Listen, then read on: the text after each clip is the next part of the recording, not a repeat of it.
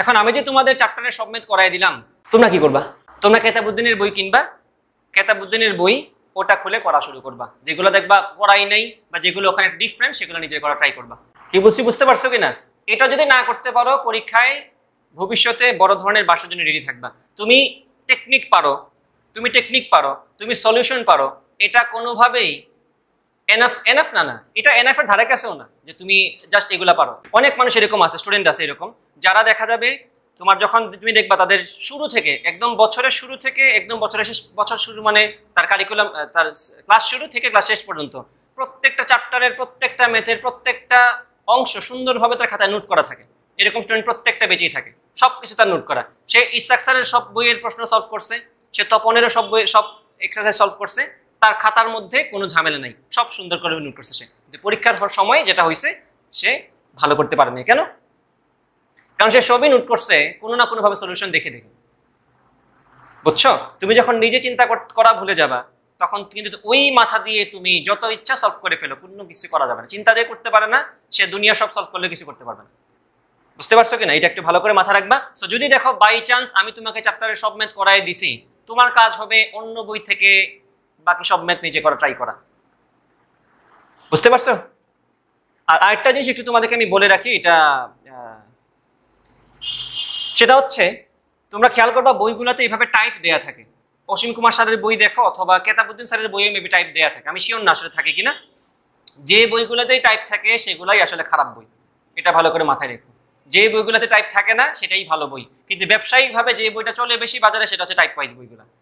স্টুডেন্টরা সহজে সলিউশন পেয়ে যায়, তাদের জন্য লাইফটা ইজিয়ার হয়ে যায়, তারা সহজে চ্যাপ্টার শেষ করে ফেলে এবং বাকি সময় আরাম করতে পারে, এবং সেই আরামের জন্য পরবর্তীতে তার বাস খাইতে হয়।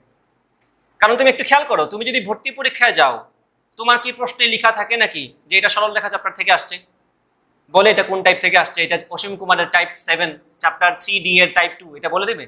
বলবে না, তোমাকে এটা শাফল করে দিবে। তুমি তো ইভেন এটাও জানবে না যে কে সরল রেখা, কে বৃত্ত নাকি কে উপবৃত্ত, জানবেই না তুমি। কে কোন প্রশ্ন আসছে ত্রিকোণমিতি থেকে কিচ্ছু তো বলবে না তোমারে, কোন চ্যাপ্টার থেকে কে আসছে। শাফল করা থাকে না? এমন তো না যে সরল রেখা দিয়েই তারা শুরু করবে, এমন তো না যে সে ইন্টিগ্রেশন দিয়েই শেষ করবে, এরকম না। মাঝখানে ইন্টিগ্রেশন চলে আসবে, মাঝখানে দেখবা প্রথমে দেখবা ত্রিকোণমিতি দিয়ে দিছে, শেষে দেখবা সরল রেখা দিছে, তাহলে শাফল করা থাকবে, তুমি জানোই না কে কই থেকে আসছে।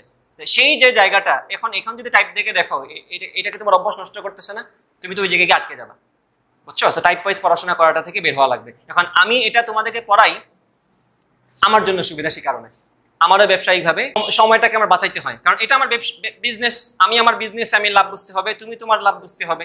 আমি পড়াচ্ছি অসীম কুমার সাহা কারণ it is easier to solve Asim Kumar Saha. Concept বুঝাই দিলাম, ম্যাথগুলা মোটামুটি স্ট্যান্ডার্ড, মোটামুটি কাজ হয়ে যায়, এইচএসসিতে A+ পর্যন্ত এনাফ, এবং সব প্রশ্ন সলভ করলে মোটামুটি অ্যাডমিশনের জন্য কভার হয়ে যায়। But that is not enough. তোমাকে কিতাবউদ্দিন স্যারের বইটা সলভ করতে হবে নিজে থেকে, কারো সমাধান দেখে না। আর তুমি এখন আমার কাছ থেকে সমাধান দেখলা, আরেক ভাইয়ের ভিডিও দেখে তুমি কিতাবউদ্দিন সলভ করে ফেললা, তাহলে তো ঘুরে ফিরে সেম কথাই হইলো, যে লসই কদুই। আমি আমার ম্যাথ করলাম, আমার ব্যবসা হইলো, তুমি তোমার ম্যাথ, ওই ভাইয়ের ম্যাথ দেখলা, তার ব্যবসা হইলো, তোমার মাঝখান দিয়ে মাথার কোনো গ্রোথ হয় নাই। কি বুঝতে পারছো? মাথার গ্রোথ লাগবে। তো আমি যদি দেখো করে দিচ্ছি, বুঝবে এটা আমার ব্যবসা, আমি করে দিব। আমি টাইপ ওয়াইজ পড়াচ্ছি কারণ এটা আমার ব্যবসা, আমি টাইপ ওয়াইজে দেখাবো তোমাকে, কারণ এটা আমার সময় বাঁচে। আমি যদি এখন এই যে দেখো, আমি যদি টাইপ 2 থেকে 3টা করাই দিই বলি, বাকিগুলো তো সেই আমার করতে হচ্ছে না। বাট আমি যদি এসি আহমেদ স্যারের বইটা এখন খুলি, এসি আহমেদ স্যারের বইটা এখনো ওইভাবেই আছে যেভাবে শুরুতে ছিল, কোনো টাইপ নাই। 1 থেকে 20 পর্যন্ত ম্যাথ দেয়া আছে, মাঝখানে টাইপগুলো শাফল করা, কে কোন টাইপে তুমি নিজে থেকে দেখে তারপর বের করতে হবে। এটা অবশ্যই একটা বেটার বই নিজে প্র্যাকটিস করার জন্য, অবশ্যই ভালো বই এটা। কিন্তু আমি করতেছি না কেন? এসি আহমেদ স্যারের বই, কারণ এটা আমার সময় নষ্ট হবে। তা আমার সময় নষ্ট হচ্ছে কারণ আমার ব্যবসা। তোমার তো আমার ব্যবসা দেখে লাভ নাই, তুমি তোমারটা বুঝতে হবে। তো তুমি সেটাই খুঁজবা যেই বইয়ের মধ্যে ওইসব কাহিনী ফলো করে না। আর এই বইটাই 3 বছর আগেও মেবি টাইপ ওয়াইজ কোনো ম্যাথ ছিল না, এই বইটাও ছিল এরকম সোজা সব ম্যাথ ছিল একবারে, 1 থেকে 20, 1 থেকে 50 এরকম ছিল। বা স্বাভাবিকভাবেই সবাই ব্যবসা বুঝতে হবে, এখানে তাকে দোষ দিয়ে লাভ নাই, তাকে আমার নেগেটিভ কিছু বলেও লাভ নাই, কারণ এটা ব্যবসা, মানুষজন যা চায়। কারণ 95% স্টুডেন্টেরই তো এডমিশনে ভালো করার খেয়ালই নেই, এবং 95%ই তো আমার কাস্টমার। বইয়ের পার্সপেক্টিভে বলতেছি, 95% আমি কাস্টমার হয়, আমি 95%কে খুশি করবো নাকি 5% এলিট স্টুডেন্টকে খুশি করবো? এলিট স্টুডেন্টকে আমার গুণেই লাভ নেই, ওরা তো আমার থেকে বেশি টাকা দিয়ে বই কিনবে না, টাকা তো সবার জন্য সমান। তাহলে আমি 95% যেহেতু আমার কাছে চাচ্ছি এটা টাইপ ওয়াইজ, আমি এটাই বানাবো বই। বুঝছো? সে তার ব্যবসা বুঝতেছে, আমি আমার ব্যবসা বুঝতেছি, তুমি তোমার ব্যবসা বুঝতে হবে। তোমার ব্যবসা কি? তোমার বিষয় হচ্ছে নিজে যাতে এইসব ঝামেলায় পড়ে নিজের মাথাটাকে নষ্ট না করো, ঠিক আছে? সো টাইপ ওয়াইজ কখনোই ভালো জিনিস না, টাইপ ওয়াইজ সবসময় খারাপ জিনিস। এখন এডমিশনের সময় পরীক্ষা চলে আসে, তখন হয়তো টাইপ ওয়াইজ তুমি দেখতে পারো একটু একটু, মানে সব টাইপ কভার হয়েছে কিনা চেক করার জন্য, বাট শুরুর দিকে এটা কখনোই ভালো জিনিস না। এটলিস্ট যখন একটা টপিক শুরু করছো, সলভ করতে যাচ্ছ নতুন নতুন, তুমি যদি আগে থেকেই একটা জিনিস ভালো করে খেয়াল করবা, জাস্ট আমি বললাম তোমাকে এটা হচ্ছে টাইপ 1। টাইপ 1 এর একটা ম্যাথ দেখলেই তো তুমি বাকি 10টা ম্যাথ পারবা, কারণ তোমার মাথায় আগে থেকে ওটা সেট করা থাকবে, এটা এই টাইপের ম্যাথ। এই যে সেটআপ মাথায় করা আছে, ভর্তি পরীক্ষার প্রশ্নে কি সেটআপ তোমার থাকবে? থাকবে না। তুমি জানোই না এটা চ্যাপ্টার কোনটা থেকে আসছে, লেট এলোন টাইপ চ্যাপ্টারই তো জানো না তুমি কোনটা থেকে আসছে যদি ভালো করে না পড়ো, বুঝছো? তো এখন এই যে আমি যে স্যারের কাছে ম্যাথ পড়তাম, ধীরেশ স্যারের নাম অনেকেই হয়তো শুনছো, সিলেট যারা আছো আমরা সবাই, তোমরা যাদেরকেই চিনো এখন অনেকেই ধীরেশ স্যারের স্টুডেন্ট।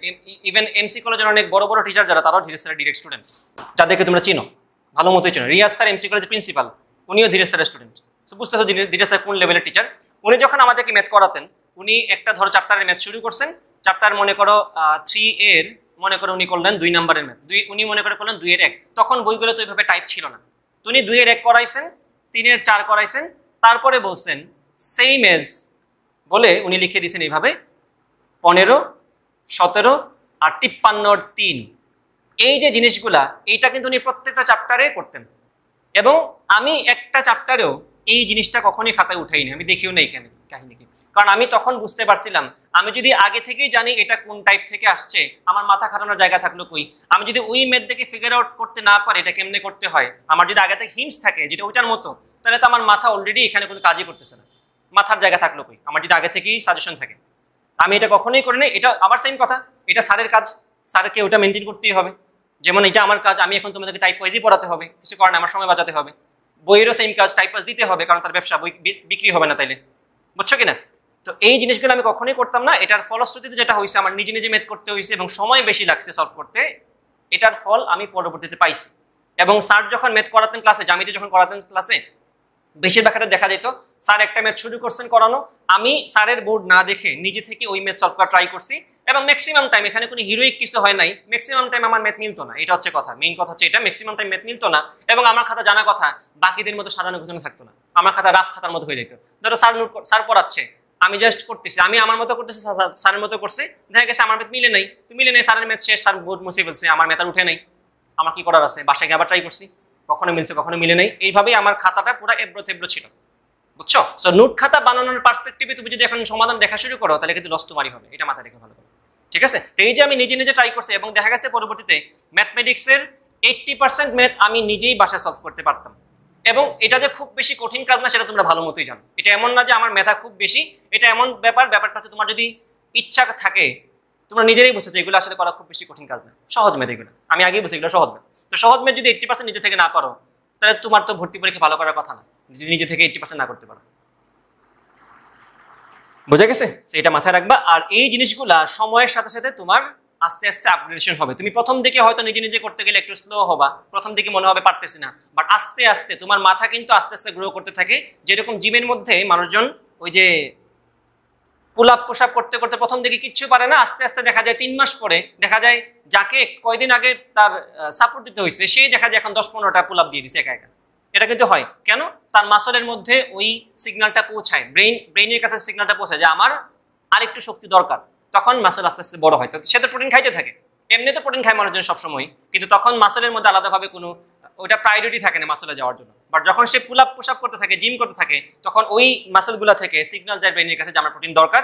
তখন কি হয়? তখন যখন সে প্রোটিন খায়, তখন ওই যে এটা তো হচ্ছে তোমার হাই প্রায়োরিটিতে থাকে, তখন সিগন্যাল পাঠাইছে আলাদাভাবে যে আমার এখন দরকার এটা, তখন ওইদিকে যায়, তখন দেখা যায় তার পেট বড় না হয়, তার মাসলটা বড় হয়, কারণ সিগন্যাল যাচ্ছে তার জন্য। এবং এটা সময়ের সাথে হয় আস্তে আস্তে।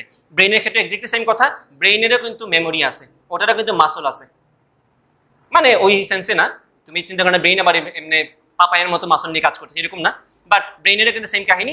তুমি আজকে যে ম্যাথটা পারতেছো না, দেখবা ট্রাই করার কারণে 2 দিন পরে তার থেকে কঠিন ম্যাথ তুমি পারতেছো। এবং এটা বাস্তব, নিজেরা যদি সারা বছর প্র্যাকটিস করতে থাকো তাহলে বুঝতে পারবা। যদি মনে হয় পড়াশোনা গুছিয়ে খেলাধুলা করবো, খেলাধুলা অবশ্যই করবা, বাট যদি মনে হয় যে পড়াশোনা কোনো মতো শেষ করে দিই, তাহলে তোমার জন্য ভালো কিছু অপেক্ষা করতেছে, মাথা রেখে। ঠিক আছে, কথা বললাম কারণ চ্যাপ্টার শেষ আমাদের।